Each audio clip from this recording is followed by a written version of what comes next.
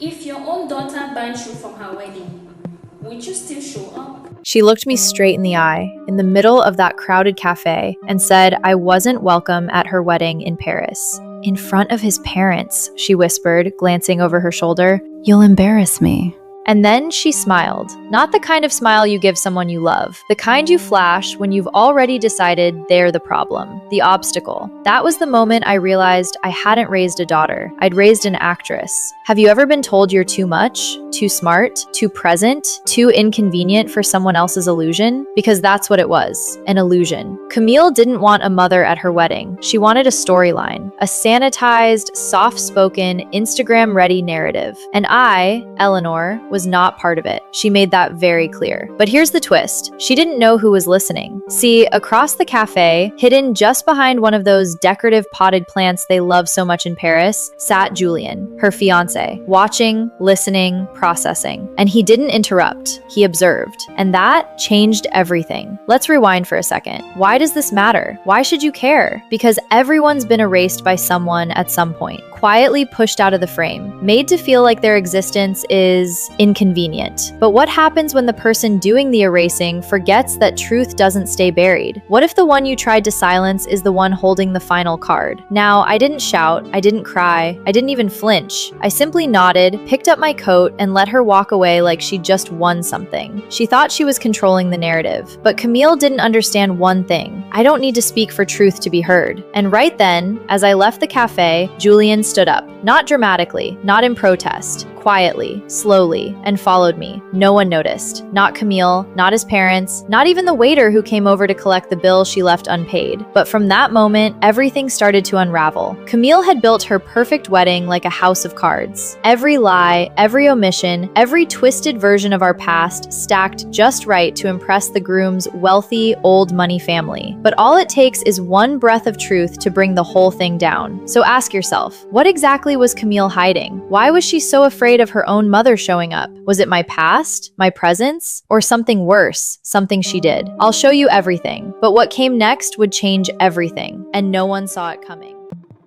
Hold on. She says her own mother will embarrass her in Paris, in front of his parents. That's not random. That's fear. So what exactly is she hiding? And who should we really doubt here? Let's see.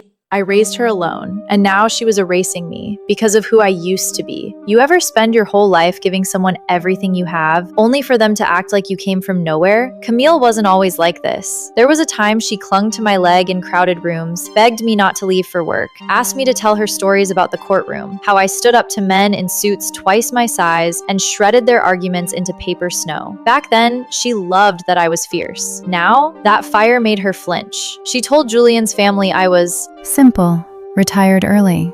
A quiet, private woman from the countryside. It would have been laughable if it didn't sting so much.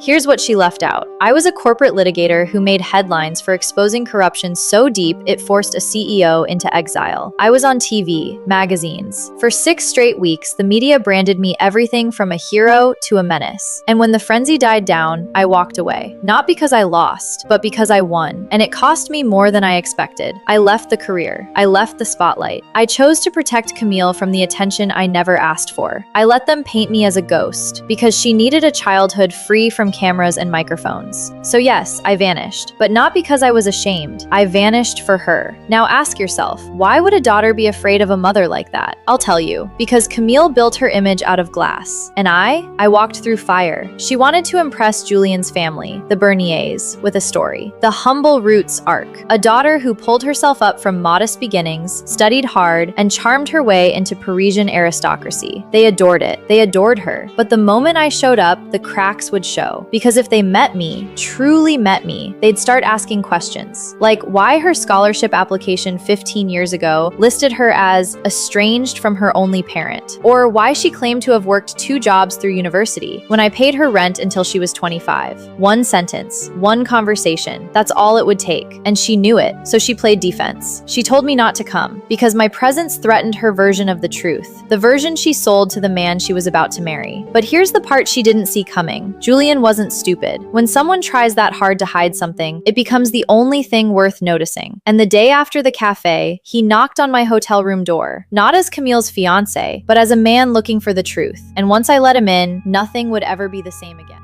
Wait, so Camille lied about her mom being quiet and simple? But the mother was a high-profile lawyer who exposed a corporate scandal. That's not a detail you forget. What else got the reason? He didn't look angry. He didn't look betrayed. He looked curious. That was worse, because curiosity digs deeper than outrage. Curiosity doesn't want closure. It wants detail, truth, context. Madame, He said, soft and formal. may I come in? I hadn't heard anyone call me that in years, but Julian's voice was laced with something Camille had never shown me: respect. I stepped aside. He walked in, paused, looked around the room like he expected a trap, then sat down across from me at the small round table near the window. The Eiffel Tower peeked through the haze behind him, framed perfectly by my curtain. Ironic, isn't it? The symbol of love and illusions watching over a conversation about lies. I heard some things. He began. I didn't interrupt. I just want to understand what's real He said, eyes sharp but not cruel. and what isn't. I nodded once. Then I told him. Not everything, just enough. I told him about my past, the high-profile case, the media circus, the backlash. I didn't boast. I didn't sugarcoat. I gave him the truth, plain and measured, just like I used to deliver it in court. His brow furrowed deeper with every word, not in judgment, in confusion, because none of it matched what Camille had told him. She said you worked in education, he murmured. That you hated the city. I smiled, small and tired. She's not wrong. I did leave the city. I left everything. For her. Silence. Then, she said you weren't close. She told the world what she needed to believe, I said, and I didn't stop her. Now here's where most people expect a confrontation, an explosion. But Julian didn't storm out or demand answers. He just leaned back and stared at the ceiling. That told me everything. This wasn't the first time Camille had bent the truth, but this time she bent it around someone who still remembered how to look up. You're not going to tell her we spoke, are you? I asked. He shook his head. No, Why not? He paused, then said, because lies only matter when they stay hidden. I want to see what she does without knowing I know. That's when I knew Camille hadn't just underestimated me. She'd underestimated him. Julian didn't need a confrontation. He needed evidence. So he started testing her. Little things. Asking where she got the dress she claimed to have sewn herself, knowing it was from a luxury boutique. Mentioning an article he read about a lawyer named Eleanor DuPont, and watching her flinch. Each time she gave a new story, each one thinner than the last. And all I had to do was wait. He never asked me to come to the wedding. He never hinted. But the morning before the ceremony, an envelope arrived under my door. Inside, an invitation, his signature, and one handwritten note. Truth walks. Let it. But what Camille did at that wedding, no one was ready for. Okay, wait. Julian heard everything, tested her, and secretly invited him home. That's calculated. So is it protecting Camille or building the case?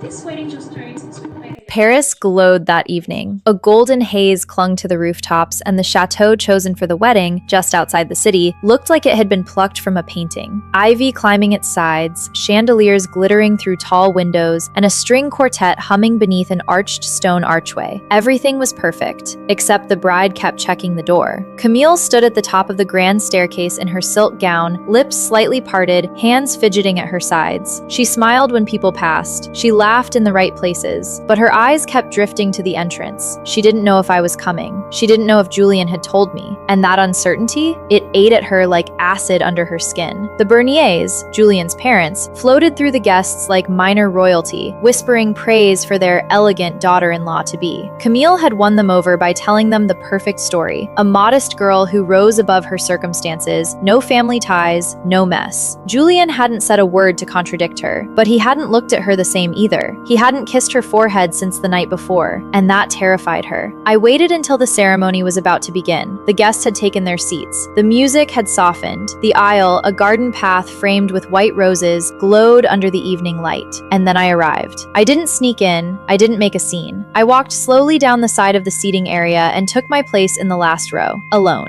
And when Camille saw me, her entire face cracked, just for a second. Her expression never fully recovered. She blinked too fast, laughed too loudly at the wrong time, whispered whispered to her maid of honor like the altar was a courtroom. She kept glancing at me like I held a detonator, but I didn't need to say a word. Julian saw it all. He stood waiting at the altar, hands folded, calm. The way he watched her, it was like watching someone solve a puzzle while pretending they weren't even playing. Then came the vows. Julian spoke first. His words were poetic, Yes, but they weren't soft. love He said, isn't built on a perfect image. It's built on truth, even the uncomfortable kind, especially the kind you're tempted to hide. Camille smiled tightly, too tightly. When it was her turn, her voice cracked once, then twice. She got through them, barely. And then came the moment everyone forgets about until it happens. Does anyone here object to this union? Silence. You could hear the wind brushing the leaves. But Camille turned to me, fast, like she expected me to stand. I didn't. Instead, I reached into my bag, pulled out an envelope, set it on the bench beside me. Her face drained of color, because she knew exactly what it was. The letter she wrote to me a decade ago. The one she swore she'd destroyed, but I'd kept it. Not for revenge, for this exact moment. And what Julian did next, it wasn't dramatic, it was devastating. He didn't shout, he didn't storm out. Julian simply turned toward the officiant and said, I believe we need more time before we continue. There was no panic in his voice, just clarity. Cold, sharp clarity that sliced through the ceremony like a knife through silk. The guests shifted. Confused murmurs spread like static. Camille's smile collapsed completely. She opened her mouth, but nothing came out. Because what you say when your carefully built world begins to cave in, and you have no one to blame but yourself. Julian looked at her for a long moment. Then he walked over to me. He didn't ask to see the envelope. He didn't need to. He picked it up gently, turned it over once, then tucked it into the inside pocket of his tailored jacket. Thank you. He said quietly. And then he left the altar, just like that. Not angry, not dramatic, just gone. Camille didn't follow. She stood frozen in front of 100 people, her gown now feeling more like a costume than a celebration. See, the letter wasn't a threat, it was a confession. She had written it at 19, after winning a competitive scholarship that changed her life. In that letter, she admitted something no one else knew. She'd claimed to be orphaned. She'd forged documents, declared estrangement, and presented herself as a self-made girl who fought her way out of the system. She wrote it all out in a wave of guilt, sent it to me, and begged me never to tell anyone. I never did, until now. I didn't out her, I just existed, and she knew I still had it, the truth. The very foundation of her story, of her image, her relationship, her future, was built on a lie that had one fatal flaw: me. I didn't show up to destroy her wedding. I showed up because her groom finally wanted the truth, and I never had to say a word. You know what's funny? The lie didn't kill the wedding, the silence did. Camille's silence, her refusal to come clean, her choice to erase the past instead of reconcile with it. Julian postponed the wedding, indefinitely. He told his family there were things to process, to understand. He didn't humiliate her. He gave her the one thing she refused to give me, grace. But Camille? She disappeared. 2 days later, she was gone from the chateau. No goodbyes, no press release, just a note left in her suite. I wasn't ready to be known. And that says everything. So why am I telling you this? Because someone out there is trying to erase you, shape their life around a version of the truth where you don't exist. But you don't need to scream to be heard. Sometimes you just need to show up. Let them squirm, let them sweat, because the truth doesn't knock down doors, it just waits. And when the right moment comes, it walks down the aisle and takes its place. Now tell me, if you were me, would you have gone to that wedding? Let me know in the comments. And don't forget to share this with someone who needs to remember, they are not the villain in someone else's lie.